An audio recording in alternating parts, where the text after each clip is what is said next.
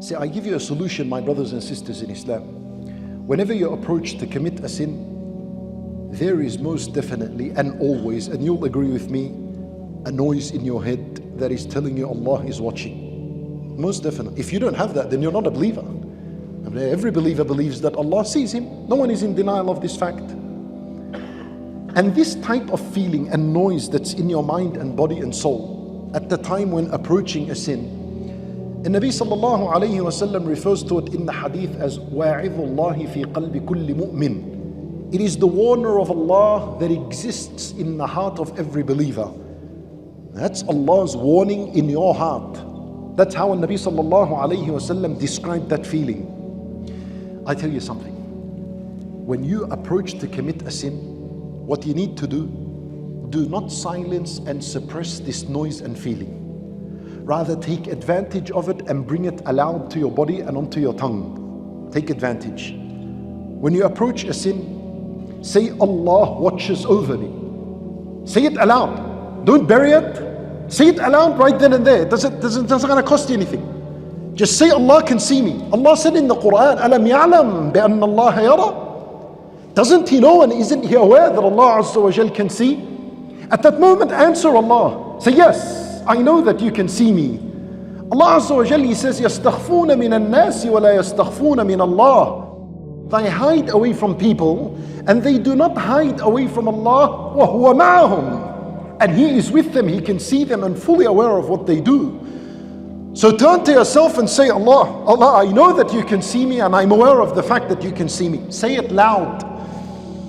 Yusuf alayhi salam, when the woman approached him and said, hey talak, she locked the doors, she shut them, she sealed them tightly, and she said to him, I'm prepared for you. Hey talak, Allahu Akbar. Imagine that.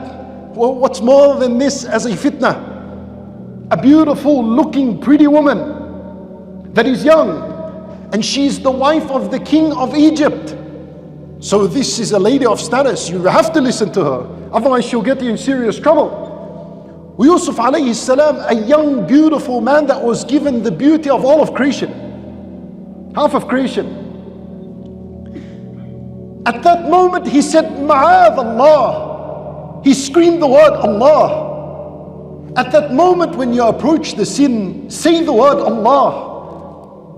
Ma'adh Allah, meaning I seek refuge in Allah. I seek Allah's protection from this evil that is in front of me right now.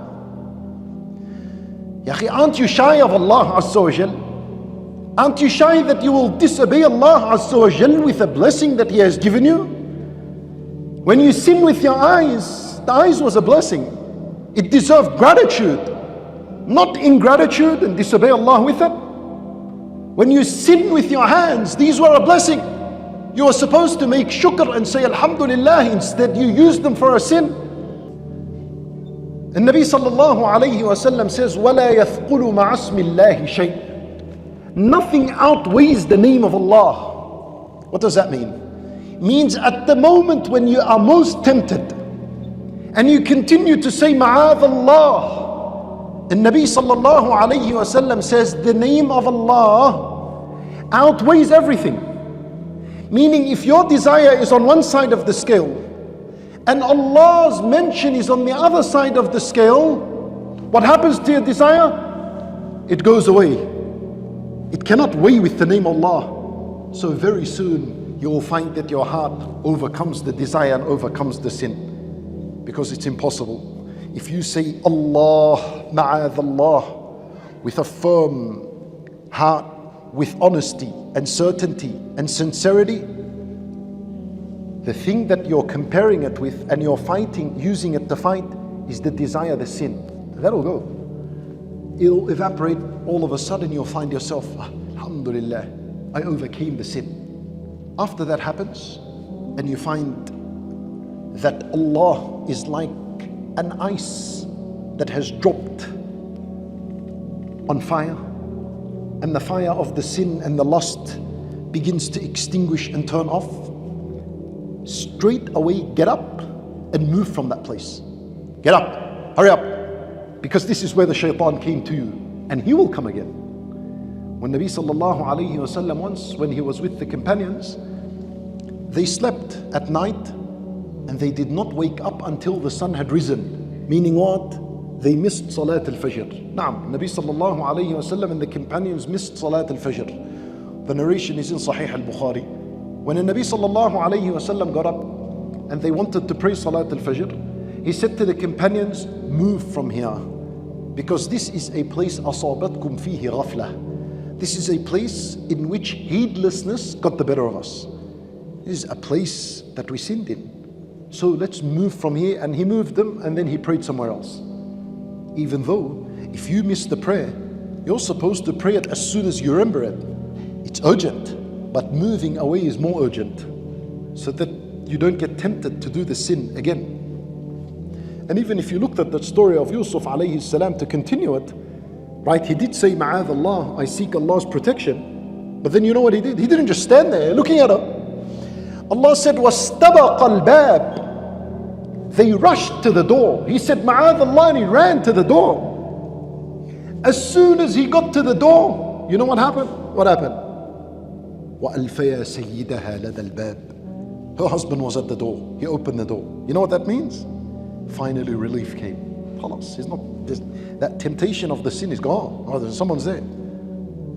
How much time between the desire, the temptation, and relief? It's the matter of getting up and moving. That's it. It's gone. Get up, call a friend, go somewhere. And respect your weakness. Respect your weakness. The human being is weak. He can fall into the sin once again. You know, when a person comes out from surgery, where do they take him? His bed rolls into the ICU, yeah? The intensive care unit. When you're in the intensive care unit, why is it called intensive care? Because there are nurses 24/7 around you. They don't leave you. So they're around, they're after, looking what you need, monitoring the machines, until you get better. And that's your state when you come out of a possible sin that you almost committed. Respect your weakness. You're like that person in the ICU. You need people around you. You need the nurse. You need the righteous people around you. You need an environment of goodness. You cannot just think, Allah, I'll come back.